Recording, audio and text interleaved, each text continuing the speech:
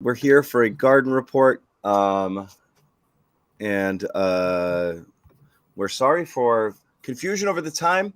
We might have put it in as 8, but in our minds, it was 8:30. Bobby had a basketball game. Bobby couldn't go to the basketball game because he was thrown off the team after his last basketball game. But he didn't find that out I until was just waiting for someone to say something at the presser today.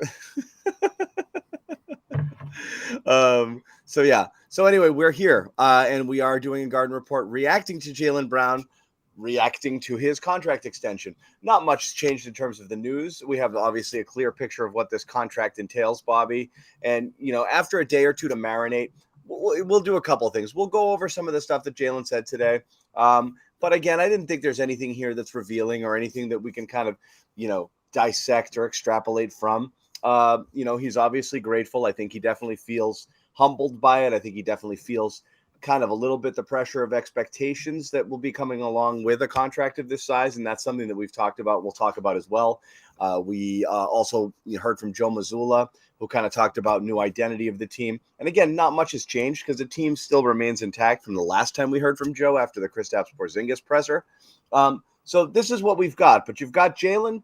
You've got soon-to-be Jason under a Supermax and Porzingis under contract at his $30+ million. And you got a lot of money tied up to very few players, and things are going to get interesting and tricky. But again, we know all of this. So couple days to marinate on all of it, Bobby. Anything change for you in terms of your thinking about the deal or anything that was said today that kind of made you think, okay, I can see that. I'm thinking of it this way. Not much. I if anything, I like it better. Ooh. The tone of the press conference surprised me a little bit because every time we've heard from Jaylen over the last year plus, there's been pause, there's been apprehension, there's been issues with the situation. Did you freeze? You got me now? Yeah, you're good. Keep going. There's been issues with the situation and the city and all the rest. Today, he sounded so invested and bought in and embracing, of course, all the off-the-court responsibilities that he's going to continue to lean into, but also the pressure and expectations on the court here. And you didn't hear any of the groaning or I'm sacrificing and this and that. None of that. Like, he sounded happy to be here.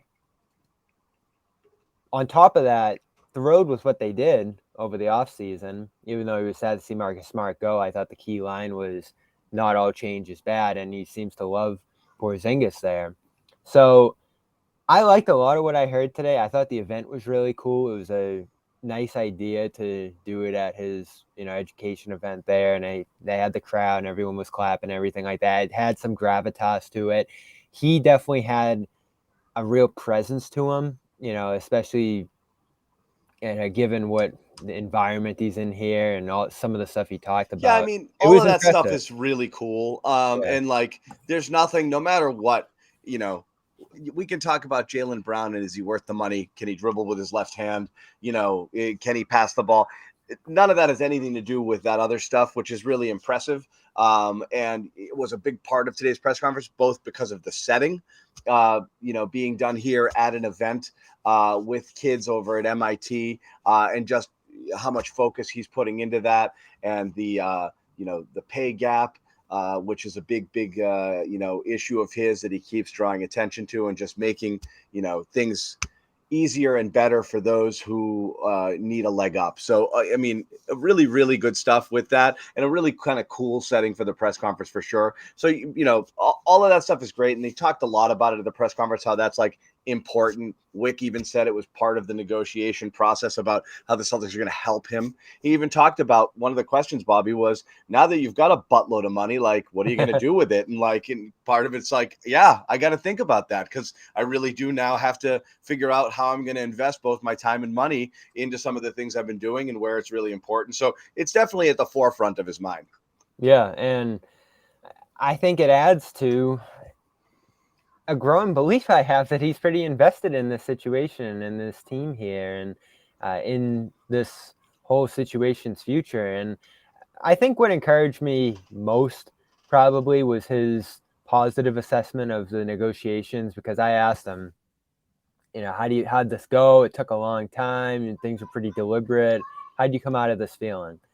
And I think he gave a pretty honest answer that, things get funky with the money sometimes, and, things can get a little tense on that front. But overall, he enjoyed the conversations, thought, both sides came out of it with things they wanted, and had a similar feeling to me that this is an overall pretty fair deal here. Now, again, I don't know if today's going to pacify the people who look at the 300 million and are just like shocked, falling over and saying like, whoa, like Jaylen's about to make 60 million a year. I get it, because it is a little bit of a sticker shock when you look at it and just how much of the cap he's going to take up, and how much pressure, as there was, talked about today, is on his shoulders, given that he's making this much money. Now, you know how it goes, John. Like we saw it with Horford, we saw it with Hayward. When guys start making this much money, the expectations and the reaction, it changes, right? Change, yeah. The amount of what's so funny, and I'm glad you mentioned Horford. He's a great example, right? Because that was a big coup for the Celtics, right? That was a big Celtics. We hadn't had, Celtics fans hadn't had a free agent bat their eye at them ever, and you got a big one. And granted, he wasn't a capital, A1 megastar, but he was an all-star caliber player that picked Boston. And that was a big deal. But because he got paid, and because he came in and there was all this, so much, fanfare about the fact that he signed here and chose Boston, he was immediately being, picked apart. You have like Lou Merloni on the radio with the Average Al stuff, and that carried for. But a lot of people felt that way. They're like, Hayward too. Paid $30 million for this guy. He's scoring 12 points a game, 12.7 rebounds. What are we doing here? So yeah, the expectations are huge. Like, where does Brown go from here? So I have thoughts on this because it is kind of interesting, but let's first hear a little bit from Brown. This is Brown at the press conference today talking about the pressure that accompanies signing what is now the richest deal in NBA history. The attention on you is going to be magnified. I think I look at life as stages and degrees, and everything that I kind of went throughout my career has kind of prepared me for each stage. So I think like all the life circumstances, the experiences I've had through this organization, experiences I had in the community have all prepared me greatly to be in this spot. I don't shy away from pressure. I know what the demand is, I know what the expectation level is, and I know the work that is required. Everything about me is about work. So I look at it as just another challenge to get better, another challenge to improve. I don't think nobody has seen my best yet. And so God willing, I'll be able to put my best foot forward and do what I do best. So you hear that, and again, good answer. But the question people have asked, and I think this is a fair one, Bobby, will he feel he has to do more to earn it than what he's done? Because that runs counter to what I think he and even Jason Tatum need to do to make their games, to take their games to the next level, and that's actually do less. Less in terms of less, emphasis on needing to be the guy, needing to get every bucket, needing to have the ball in their hands, and more the little things and involving teammates and other things like that. I've always said the best version of Brown and Tatum are going to be the guys that come down to 16, 17, 18 shots a game instead of guys who are jacking 20, 21, 22 shots a game. And that's going to be better for them, and I think better for the team. You've now brought in a legit number 3 option that's going to need their shots as well. Not because they're owed it because of their name, but just because that's how the offense is going to flow. If you're going to have balance and you're going to have other threats on the floor, you got to share the wealth a little bit here. So is Brown going to try to do too much, or is he going to embrace what he needs to do to actually get better?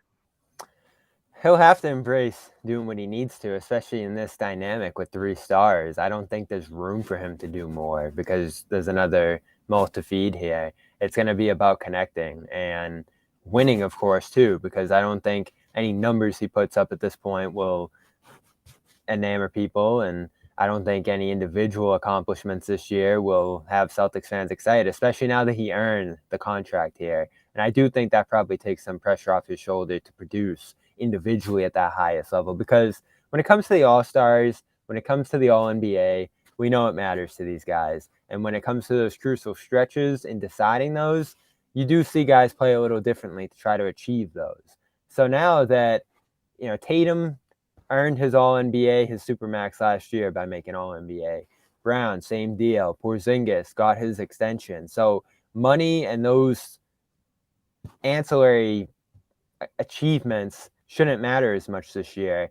And you didn't hear a ton of it today because I think the focus was on Brown and, his future and all the off-the-court stuff we mentioned at the top. But there are questions coming into this year about how those three will coexist offensively. The shot totals, the roles, the ball time, where they're standing on the court. I keep saying, I wrote it this week, Brown's going to have to stand in the corner a little bit again. And I don't mean that in a negative way. He's really good at taking corner threes, and Porzingis is going to be a guy playing in the middle of the court. His catch and shoot numbers did go down a good bit last year. Well, he didn't take many corner threes last year. So he's just generally to take more. Speaking, his off-ball numbers for a player that needs to play a little bit off the ball were not excellent. And I know standing in the corner is like, what you're supposed to do in today's NBA, but I really think he could benefit a little bit from a little bit more off-ball movement.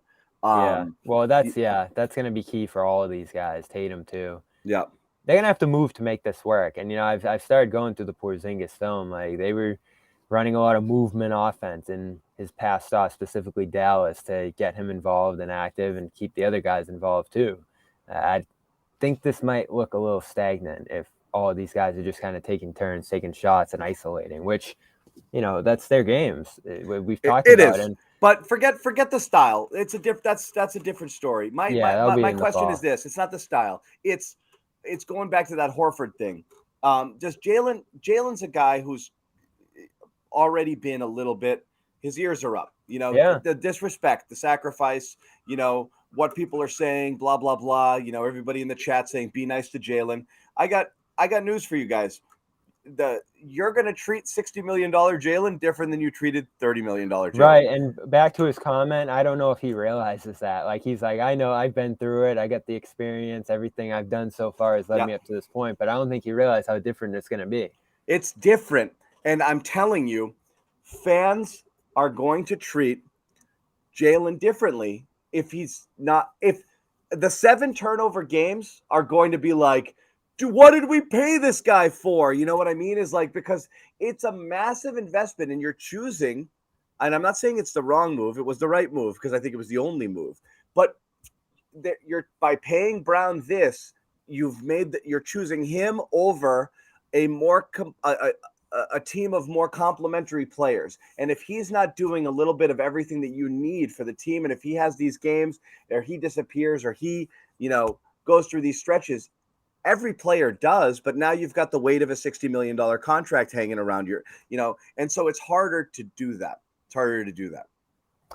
Yeah, for sure. And it happened retroactively already. I think the conversation on Brown already changed based on the East Finals and people preparing to see him make this money. I think people jumped off, or some, fans jumped off the bandwagon. I think the conversation changed a lot on Jaylen, Bobby. I really do. And it's fair or not fair. I think it did. And I think the conversation would have changed on Tatum too if they got swept by Miami. Think of this too. I mean, this caused a stir because it got aggregated, but Zach Lowe was talking to people around the league and was saying they're about to pay the 3rd, 4th, 5th best player on the team this money, looking at the analytics. And we've talked about that for a while, John, how bad the analytics look on him. It shocked me when I was, coming up with my All-NBA list, just how bad his analytics look compared to the field here. Yeah. It's going to be different. And, we'll get to the X's and O's closer to camp, but you can't have another year here where he's in the 21st percentile of on-off rating. Like, your impact just has to be greater and wider because, as you've talked a lot about, John, great scorer.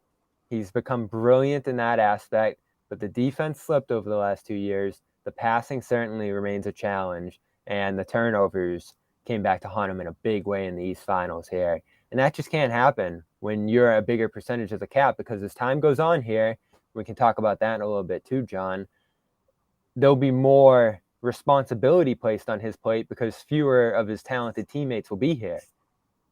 just because of how much money he and Tatum are making. We'll see what they do with Porzingis over the next couple of years here.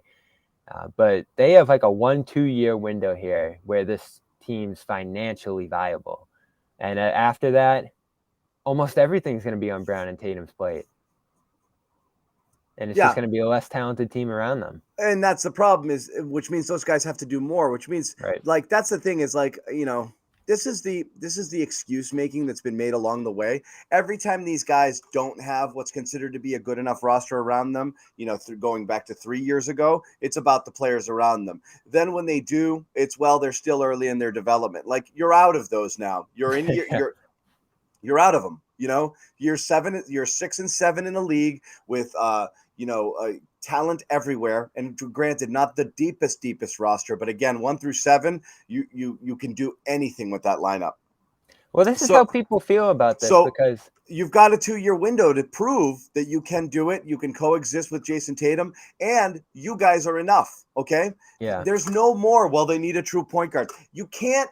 Your wish list is tear up your wish lists. You get nothing. Like, if you like Brown on this team, if you like Brown and Tatum together, this is your team. You can't build a better team. You can't. It's impossible. So don't say if they only this, if they only that. The only way you get that other thing is by trading Jaylen Brown in a year. So this is your team now. You wanted it. You got it. It's up to them to deliver. If they don't, yes, absolutely. Somebody's moving in 2 years. That's happening. So that's what's interesting about this is, if they do it, freaking great. Especially you win 1, you win 2 championships, great. Who cares about year 5 of the deal, or if they, can't field the roster around these guys a few years from now. That doesn't matter at all. But they falter. Yes, there's a change coming because this team isn't good enough and won't be good enough because you can't make it better anymore. You can't. That's it. And we talked about it. It will be tough to move this deal. It will be. I don't know about that. I've changed my thinking a little bit there, but I go back and forth on that. But I don't know that it's. Here's why I don't think, Bobby. Well, you say yours. You tell me yours, but I don't fully agree. Just because of the cap situation they're in here, and it'll probably have to be a 1-for-1, I would think, if you're trying to get equal value back. And I always like I came around to the idea that you initially pitched of breaking them up into multiple young players and having a more wide impact across that one big salary across multiple different players. That's not always how it's worked in this league. But what I think everyone can agree on, and it doesn't undermine how great he is and how much the Celtics need him, because I think they need to keep him, and this deal allowed them to keep him in a way that they wouldn't have been able to do without him. But his impact isn't as wide as the Jokic's, the Giannis's, the Lukas, the guys who get this deal.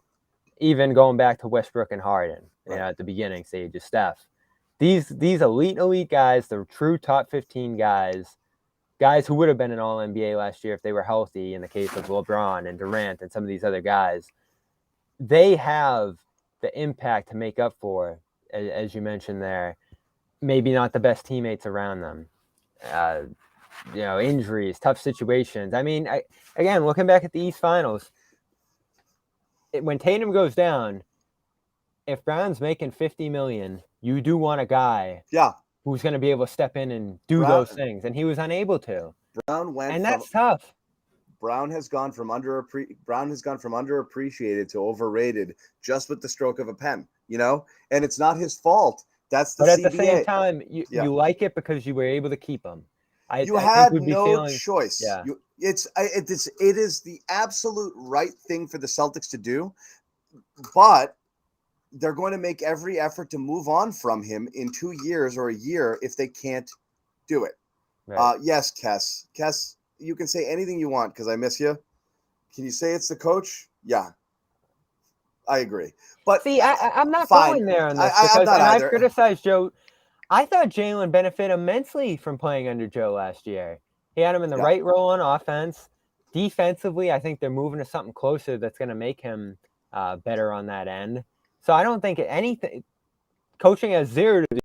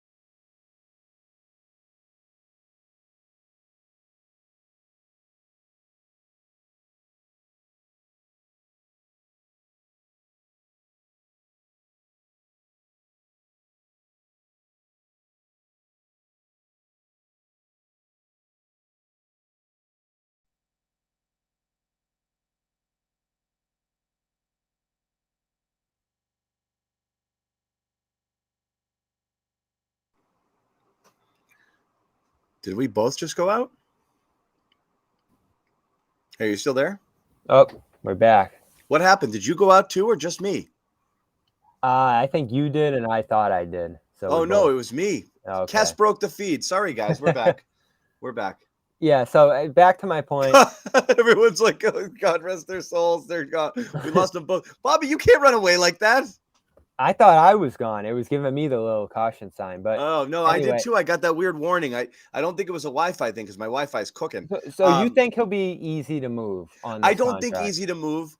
I think I'll give you my opinion in a second, but I do think it's not as bad. And it's for we'll a get reason. to the trade kicker too. Yeah, it's for a reason I mentioned earlier. But first off, do have to tell you guys about our Bobby. Your name says Amit.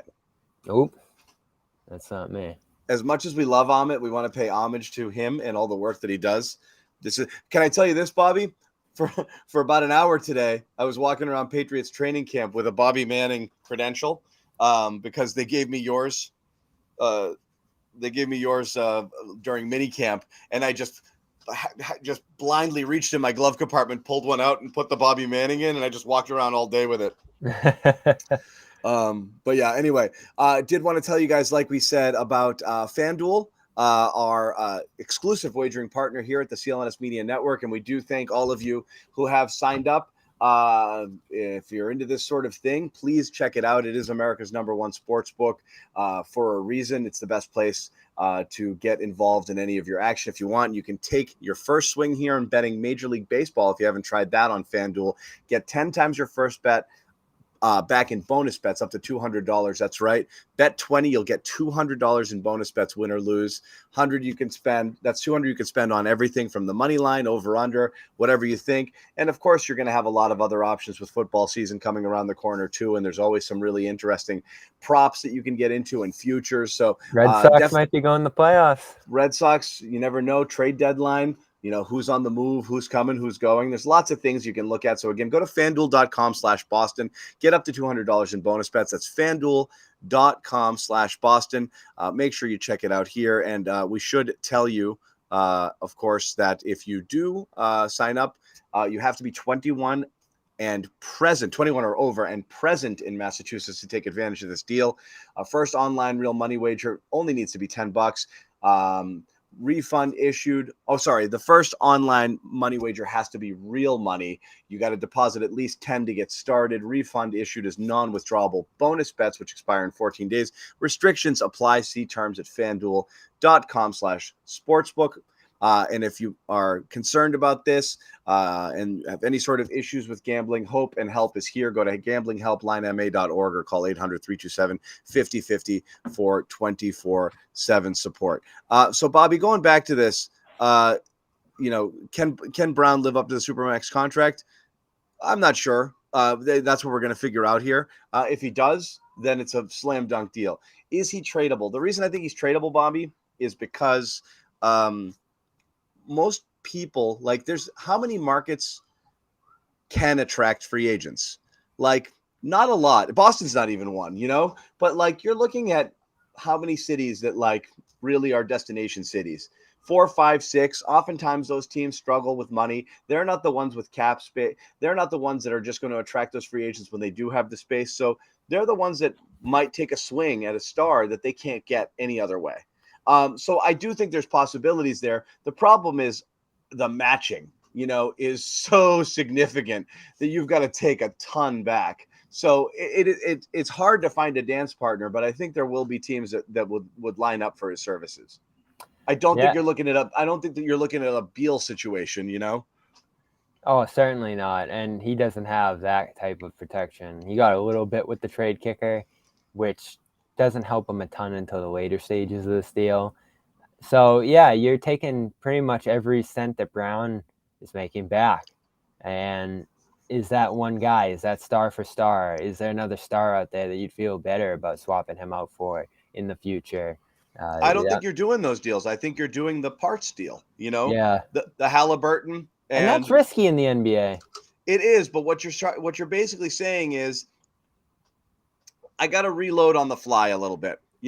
This plan isn't working. I can't run it into the ground. I can't improve my team any other way. So I'm going to take a step back. I'm going to take an ascending player and maybe a pick or two, and then a couple other contracts that I can maybe move or clear out in the next year or two, get back under the cap, draft a little bit, and see if I can kind of reload on the fly. You might take a half step back here, but again, you're still trading him for, and again, let's look at an example.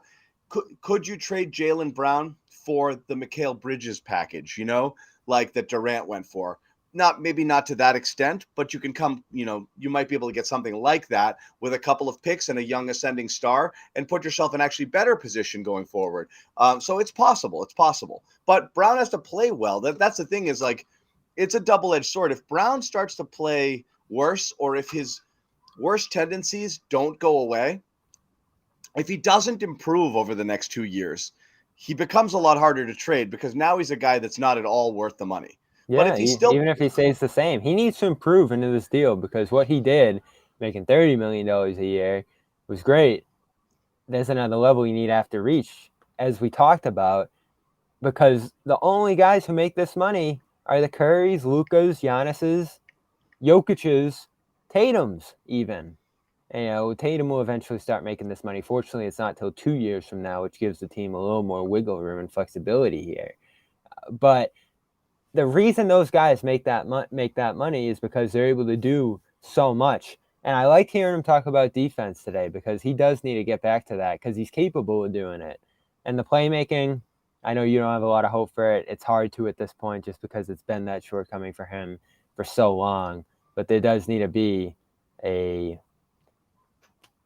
I'm not saying it doesn't exist. That. He needs to improve somehow, and it's not just about the scoring. So that's the thing is, and so, and this is where I have a slight bone to pick on this one. Everyone's going to be like, slight bone to pick. All you do is pick bones with Brown.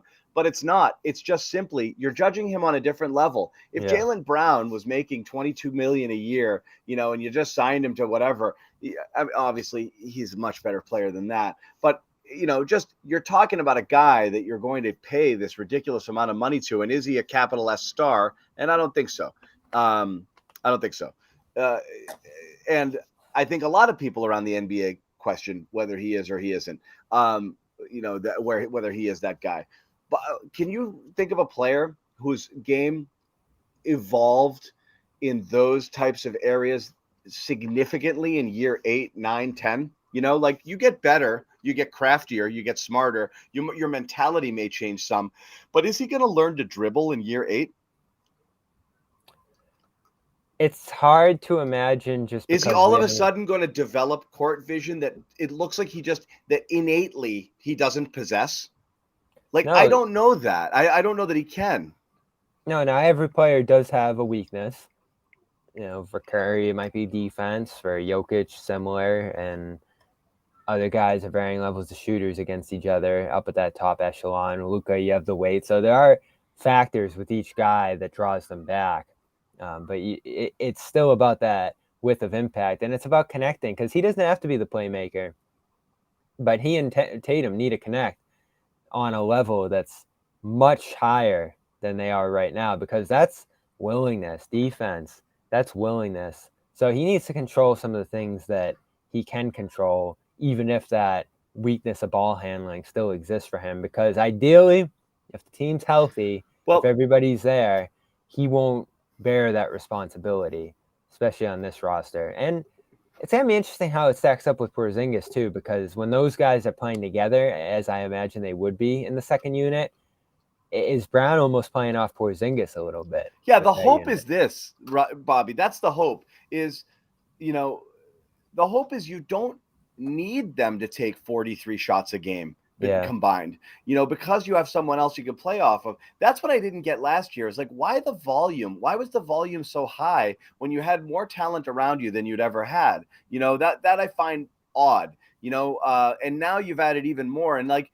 in addition to Porzingis, you also have Brogden and White, who've shown ability to create their own shot and knock down shots too. You have plenty of capable scorers now, where that shouldn't be the only area where you could feel that you can help the team. But you did mention defense, and that was my other little bone to pick here. This was another area from the press conference you wanted to point out. Brown, among other things, was asked, about the Marcus Smart situation. I love this. And Marcus's departure. And I think this is the answer to that question about kind of the team's identity now that Marcus is gone. Look towards next year. Do you think this roster has what it takes to win an NBA championship? Of course. I'm excited to get started with the journey as well. I think what Kristaps can bring to us defensively, in addition some of our other guys can bring to us defensively, I want to make sure that's where we hang our hats this year, and that starts with me, that starts with Jason, that starts with guys, Rob, with Marcus gone, we don't want our defensive identity to go out the door as well. So we got to really emphasize that at the start of training camp. I don't know if he did this on purpose, but an extremely clever zoom out from I was looking there too, right as he was saying it. I nearly shot out of my chair. To a blinking Joe Mazzulla as Brown 2 seats over is telling him, we got to get back to playing defense, man. That's fine and good. Great. I love thinking that. I do. I like thinking that. And I like people saying it, but every single franchise in the NBA talks about attention, defense. Defense is how we win games. Defense. Here great. we go. Everybody says but it. This team has done it. We need to. Everything starts with our defense. We need to get our defensive identity, and most teams don't mean it. But from Brown's perspective, that would be great. I would like to see him do it. And we've gone under this illusion of Brown being this 3-and-D guy and this lockdown defender and guy who can a two-way wing. No, he's not. I'm sorry, he's not. He can be, but he's not, and he hasn't been. In fact, he's never startling. Huh? He's never been. And how do you know this? Because do you remember the game where he shut down James Harden and picked him up full court?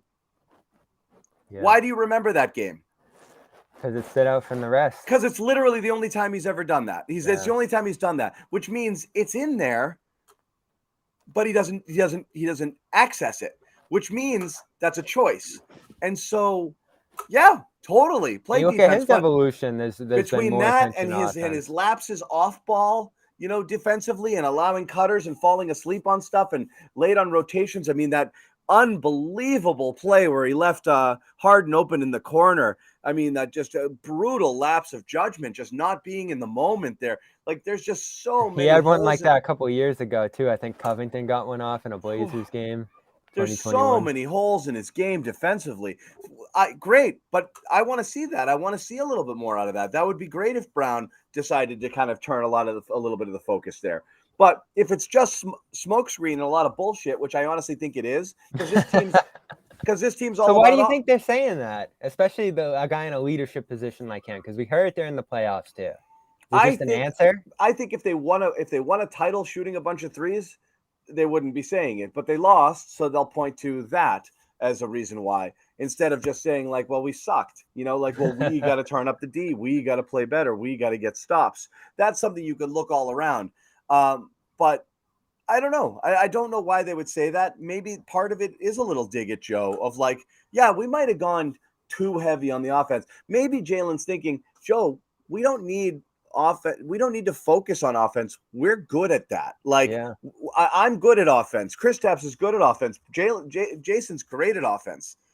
So let's not ignore the other thing. And the defense can lead to offense, especially for a guy like him. And I think that's going to be crucial to making it work between Porzingis and him, is having a consistent transition game where Porzingis is getting stops and Brown's running out and scoring after those stops. They lacked that last year, just from conversations in Vegas. I do think this team looks back at last year and says, oh man, we didn't force enough turnovers. And I was pointing out that number all year. The isolation numbers because were they don't pressure. The individual efforts across the perimeter, especially. There's no pressure. They played such a passive style of defense, Bobby. Yeah. This drop coverage. I mean, again, we talked about the percentages, but you're right. Like, my goodness, like the point of it was not to stop people, not to put pressure on them, not to make life hard on them, to make them take the shots you wanted them to take.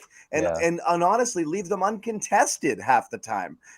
Like, no, that's a good shot. That's a good shot we took. That's a good shot that they took as far as we're concerned. Right. Forget about. And again, it's not all created equal. Yeah, you want people taking long twos, but not completely uncontested ones. These guys can hit free throw jumpers, man. You can't not have a hand in their face. And they just allowed it all season long. Weren't Especially pressuring the ball. Nothing. It was terrible. Giving up easy switches. They weren't hard to play against defensively. So that's a mentality for sure. You have to, if you want to create pressure, you want to create turnovers, you want to be a difficult team to play against, you have to, you got to swarm, you got to switch fast, you got to pressure the ball, you got to make people make quick decisions, you got to close gaps, take away space. They didn't do any of that, and none of it. And some of that is coaching. And throw wrinkles for the love of God. Like, look at Spoelstra. Say they gear up for zone and he doesn't play it for an entire game until like one stretch in the fourth quarter. Change it up some. You want to talk a little bit about, Joe, try something different. Like, that's part of it too. Like, there's absolutely things that they can do different, both in terms of intensity and in terms of scheme, to make life different for, more difficult for other teams. Yeah, and Joe talked about adding some wrinkles, making some small changes today to the system they ran last year. I think the personnel is better suited to do what they did last year effectively this time around. Horford was in that drop, and he's so short. He's not a rim protector, so he had limitations playing that role that Porzingis will fill much more effectively, I think. So I have some optimism in the offense going into next year. I do think they have better assistants to help him coach it up, which I think is going to help too. And finally, today, he admitted that they were inconsistent on that end all year. And that to me is progress, because every single time previously we asked about the defense last year, oh, it was number 2. Oh, we're number 1 for these 5 games. There was just such a defensiveness to the fact that there might have been issues there. Small sample sizes, Bobby. Finally today, he acknowledged it was, sometimes inconsistent last year. So they're turning their head toward it. They're turning their attention toward it. And yes, you're right. Brown needs to do it instead of just talking about it. Brogden too, as much as I love to hear him say it during the playoffs, really struggled defensively last year. Yeah, it goes back to that whole we thing, Bobby. Yeah. We need to do this. I'm like, who? Yeah, and that's so. I just have an uneasiness about this team going into next year, because a lot of these issues still remain. Like, and we can get to the Smart stuff and wherever you want to take this next, but I feel like there's a belief that just getting rid of Smart and taking that big personality out of the room and really giving the keys to Brown and Tatum is just going to allow this group to flourish. But the same issues remain. And in many ways, I think guys like Smart, I think guys like Grant help push against some of those natural issues, by bringing a toughness, by bringing a vocal presence, or by just a real desire to get the ball moving or making a play. Everything here still feels a little stagnant to me. And I don't know how the direction they're choosing here helps solve that. Like, when you think of Porzingis' offense, or as you just talked about with the whole defensive system they're running, I think it's just opening up space a little bit. You have to pay more attention to more people. I think that's where I think that's where you get where it's going to be better. But you're right. You wonder, like, the fit. Like, aren't each of these guys who just have to have the ball in their hand? But the idea would be that they're going to have more room to operate, because you just can't. You can't load up. Yeah. I think the idea is still that if you just roll the ball out there, put all these percentages in the computer, and simulate the season, this team's going to have the best odds to win it all. Which, again, from a team building standpoint, I get that. Like, again, I'm not opposed. But how's it going to look? Right. How does it actually look? What's the team dynamic? I mean, what's the leadership like? There's no what's leadership it like in the playoffs. But that's the thing is, Bobby, again, why lament, lack or loss of leadership when the players that were here didn't do enough to lead anyway? Like, if Marcus was the leader, then they needed a different one. Sorry. Like, but what if he helped it look better than it even would now? So then then you are able to diagnose a legitimate problem. It's these guys, and and you got to move on. It's better to learn it and figure it out than not. Like if this team needed Marcus Smart to get, if Jaylen Brown and Jason Tatum need somebody there to energize them and to get them to play, they're not the guys. Sorry, they're not. Do you have the Marcus cut from the presser here? I thought his answer was interesting. I'll see if I have the Marcus cut first. I want to give one shout out to Zach, who I ran into at Patriots training camp today, and he gave a shout out. Said he'd be watching tonight. I'm not sure if he is, but if he is, what's going on, Zach? He's a fan of the show, and said, hey, I'll be back at Patriots training camp tomorrow, and Bobby will actually be there a couple days. If you guys are going to camp and you see us, give a shout out. We'll come over and say hi and chat with you. Or you can just yell at us and tell us what you truly think of us, or bring a Bobby sucks sign, and that's fine too. But yeah, no, if you're there and you see us, by all means, reach out and say hi. Just wanted to say hey to Zach if he is in fact watching. Thanks for reaching out. I do also want to do one other thing, Bobby, before we move on. And I'll tell you what that thing is. This. AG1. Got to tell you a little bit about AG1. Our mission here to empower people take ownership of their health with a simple daily foundational nutrition habit. And that, my friends, is AG1, our partner here. This supports whole body health. We drink it literally every day, and we have since we first onboarded AG1, and it's really, really great for all of those people seeking, among other things, improved gut health, immune system, energy, focus. You don't want to go take a bunch of pills and vitamins.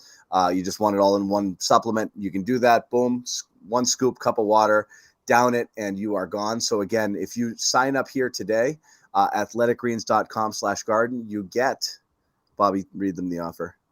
I get it wrong every time because I say a lifetime supply. It's a year-long supply. Yeah, a lifetime supply would be great. John might have got a lifetime supply of vitamin D in the sun this summer. No, 5 free travel packs in a year-long. Yeah. Everyone's commenting on the tan. Vitamin D, yeah. Vitamin D. And I could use some. I guess that's why I'm going down to Pat's camp. You're gonna check it out a little bit. And anybody who does sign up, fill out the form in the chat here, and you get a free T-shirt. As travel packs, big for the summer. I know a lot of trips are coming up in August, so yeah, go get those. I took mine. I went right to the equator. I took a trip to the sun, directly to the Earth's core, and came away with this tan. I don't know what people are surprised by. This is how I get the whole time. Yeah, and people are surprised that I am very careful on this side with the sunscreen and everything else. So yeah, you're not going to see a ton of color over here. Yeah, don't expect it. So let me see if I have that cut, Bobby. We were talking about. I thought he gave a very interesting answer from both perspectives on Marcus, because of course he got asked about the offseason moves. I think he generally JB on Marcus. Positive, yeah, and here it is. This is his reaction. Here's Brown on Marcus. I do have it. Okay. Definitely a lot of big changes. Change is not always a bad thing. My brother, my teammate, one of my best friends, is not on the team anymore. Everybody knows it. I learned so much from Marcus. Marcus has been somebody that's like, we butted heads at times. We fought. We did it all. Put each other in headlocks, etc. And his journey won't feel the same without him, to be honest. But it's a part of life. It's a part of like what you do going forward, and everything that he's instilled into this organization, everything he's instilled into this community is still gonna be with us. Still carry it with us. So we're gonna wish him well on his new journey. Obviously, the city of Boston is gonna be feel the loss of his impact when he's no longer here. But we'll be able to keep moving forward. As an aside, I'll say Wick Grousbeck Wick has experimented with a few different hairstyles. I will say that he's found it with this. That is the perfect Wick length hair, and that's what he should stick with right there. Wick was glowing today. Yeah. One of those days. Yeah. Those days where he doesn't want to be around. Yeah. What, the Danny Brad day? a couple years ago, but today was a day Wick had to be there front and center. Yeah, he does. So anyway, that's where we're at with Jaylen. But that's a good answer. Honestly, I love that answer because it's very honest. You got the guys there who traded him right next to you, and you're like, yeah, that sucked. I hated that. But it's fine. That's the business. And he handles it in a big boy way, but it was a really open and honest answer about Smart. And also, for what it's worth, I think helped kind of put it all together for people that always questioned what was going on behind the scenes, because it very much was a brother relationship. The fact that he admits that they actually fought, that they would get into headlocks, that they went at it, but it was all based off of love, tells you a lot about that dynamic, because people kind of wondered, like, is JB all set with Smart? And yeah, the reality is probably there were times he was all set with him, but I think it all came back to love and respect and blah, blah, blah, and all of that stuff. I'm sure there are times he's like, shut the F up, Marcus. So yes, if you saw it and you thought you saw something, chances are you probably did. But the real story behind it kind of, I think, is what he said here is, yeah, we were like brothers, legit like brothers. We fought, but we loved each other. Yeah, It still doesn't mean that they won't be better off without him. And that the fact that, like, it might be hard to say bye because of the sentimentality of it all, but the reality is they might be better off apart, but we don't know. We'll see. The line that stuck out to me was that not all change is bad, and emphasizing how much Porzingis can help. He sounded to me like he approved of the move. He was way into Porzingis. I think he's totally lit up talking about him as well and how good he can be. Yeah. And there might be that sense in there that, as you said, let's see how this goes.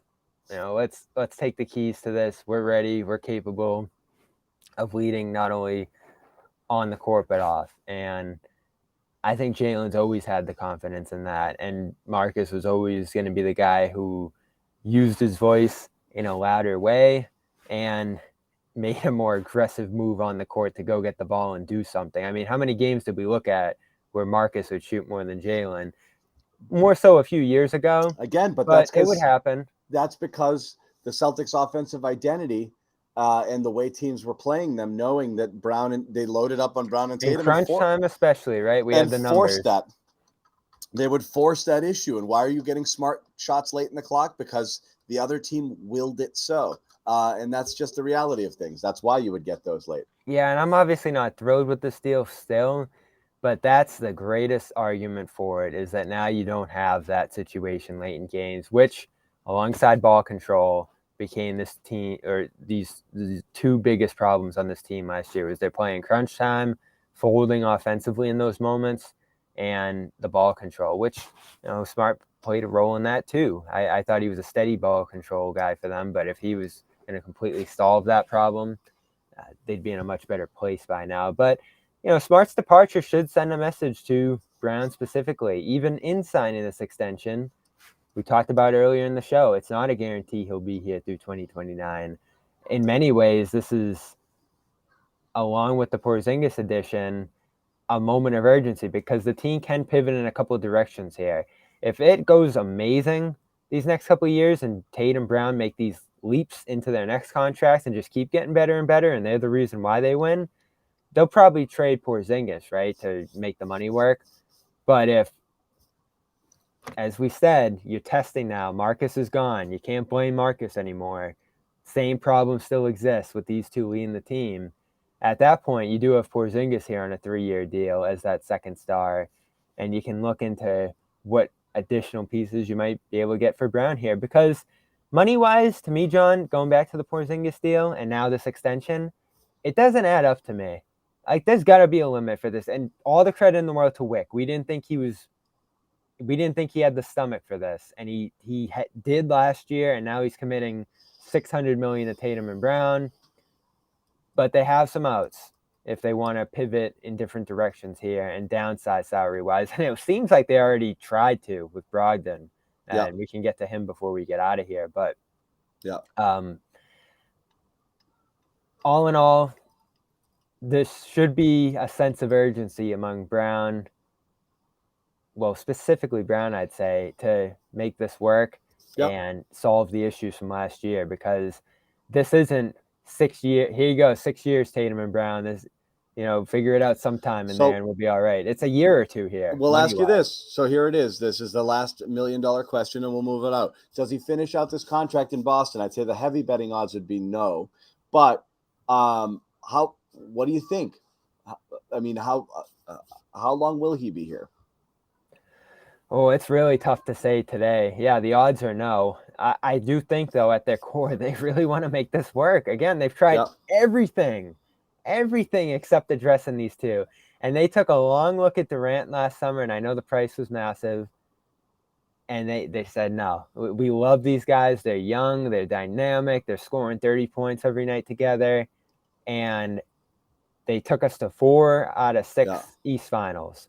So I think like everything in their being wants to make it work with these two. But it just depends how you feel about their ability to win a title over the next year or two. Like, doesn't the Heat turn up immediately if they lose in the East Finals again this year? It does. The other problem is that this is where the drafting killed them and the no picks killed them, because the only way you can possibly build around a team with this many expensive stars is to have drafted well and have players making big contributions on rookie deals. And right now they have none of those. So another way to get a little cheaper is, if they hit on a player or two over the next couple of years, let's say that Golden State pick ends up pretty good, then you can start to look at moving the other pieces, Right. like when Brogden's not here anymore, with Horford, potentially, I don't think you need to trade Derek White, because I think that's going to be a tremendous value at his contract right now, the way he's playing. But you can move on from some if you have younger, cheaper players that will allow you to be there. But the reality is they're just not going to go into repeat, second apron offender land and start to get heavily penalized for very long. I just don't think they'll allow it to happen. So they win. I think win or lose, they have to make some choices and some changes soon, in a couple of years.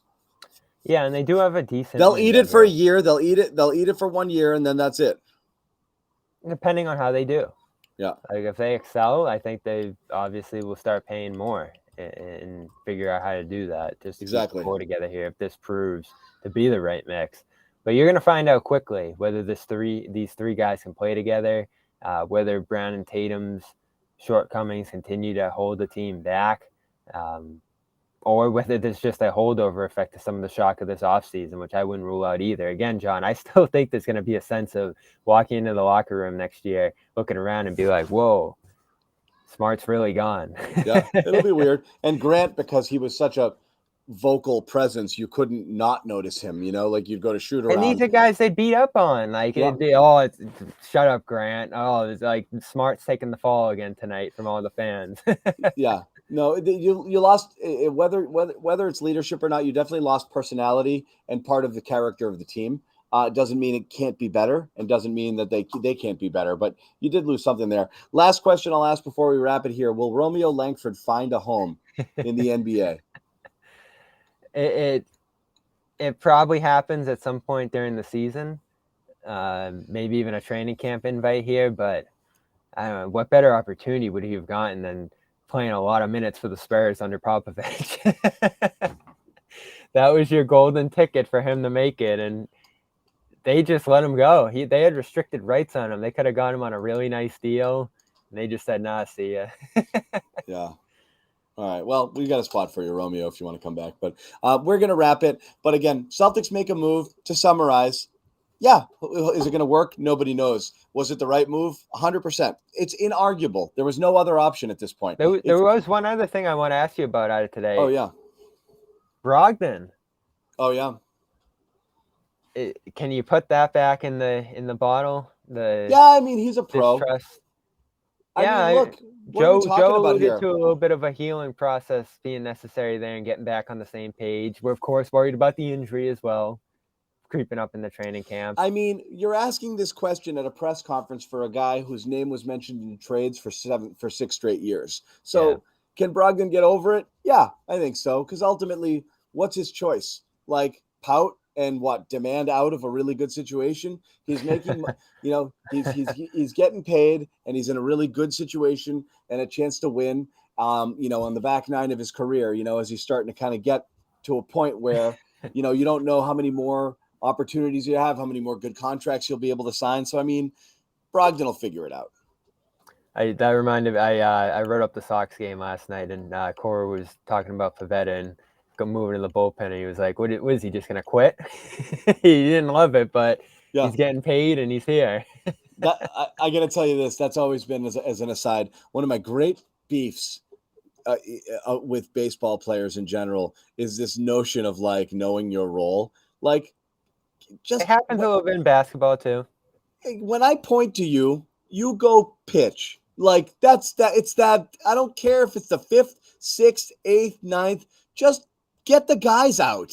Like, what are you worried about? You start, you finish, you this, you that. Just play. It's so strange. Like, I really want to know when I'm getting. What are you gonna do? Like, do crossword puzzles for the first 6 innings because you don't get used before. Just get your head in the game and be ready to play. That Pavetta stuff, I thought, just was like, come on. I get it between starter and reliever because you feel like it's the starter's a big boy position, sure. I have my eye on the Brogden situation just because they not only weren't on the doorstep of dealing him, but it felt like they were still trying to get him out of there for money reasons or whatever it might have been. And maybe they'll continue to do so. Like, I wouldn't rule that out completely, even with some of the reporting. Was it Missoula on Brogden? Yeah. All right, I'll play it. Have you had discussions with Malcolm in terms of him being almost traded and now having a big role coming back? And what are those conversations been like? We've had, the organization's had a few conversations. I think anytime you're in a situation like that and you're in a relationship, you just have to take small steps into it. There's a healing process, there's a listening process, and there's a process towards seeing where we're at and where we have to get to. And so we've had some conversations as an organization, but at the same time, we understand the situation that it was. And, as the healing process goes on, we'll continue to just move forward, as well as we can. Is it possible? He might have just been throwing words around, but I think that's just Joe just using words because they sound like the words you're supposed to use. But I don't believe, I don't believe him at their face value though made it seem like, all right, they're working on a situation right now. Like he's not. I think Joe created a situation by just trying to sound smart. I don't know what he did there. People were shocked when I put that tweet out there. It was like, there's a problem here on the Brogden front. I will say though, I have my eye on it. My read hearing it is that Joe's just saying words, the way he does. And we've heard him stumble and be inarticulate before when he tell the family and like talking about, death, and that's what it's all about. And like, I don't think that's what he meant to say. So I think the expressed feeling, I think the sentiment is, I want to make him feel as welcome as possible because I don't want anybody to feel unwanted here. We love this guy. Yeah. But he ended up saying all of these things. But I really don't think I really don't think it's as big a deal as those words. As you said, Bobby, right away, it's like that might have just been words. Yeah. The healing.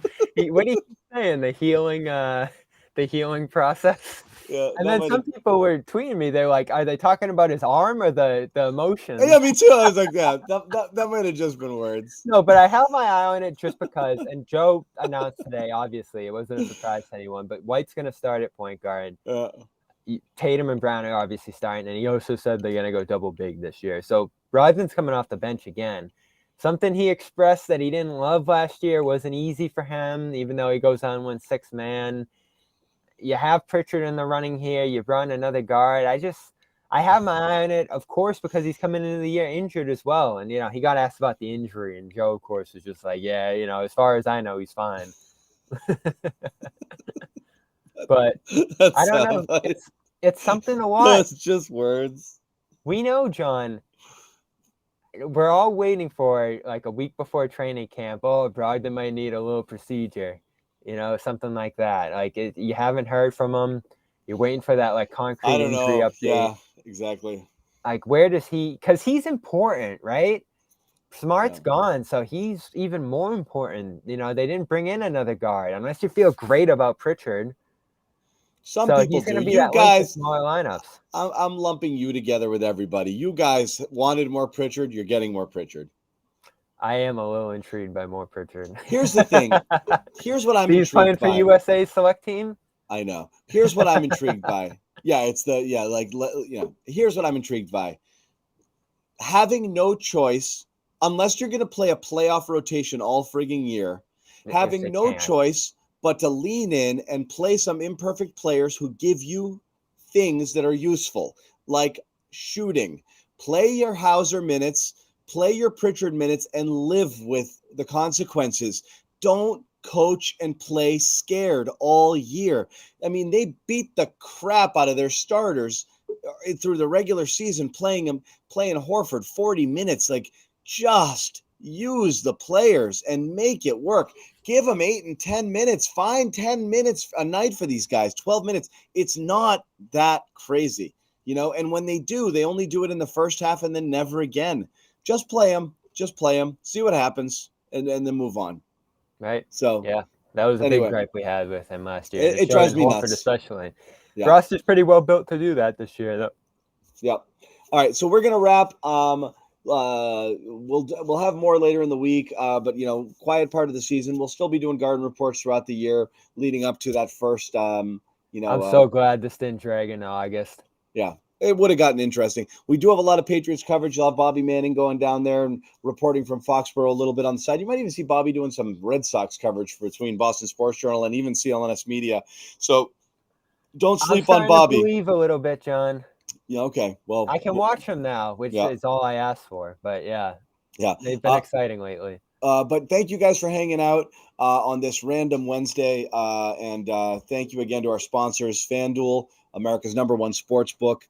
And AG1, drink AG1, and take advantage of the special offer, athleticgreens.com/garden. Drinkag1.com, new site. drinkag1.com. That's right. Drinkag1.com. My mistake. So yeah, check it out, guys. We'll talk to you guys.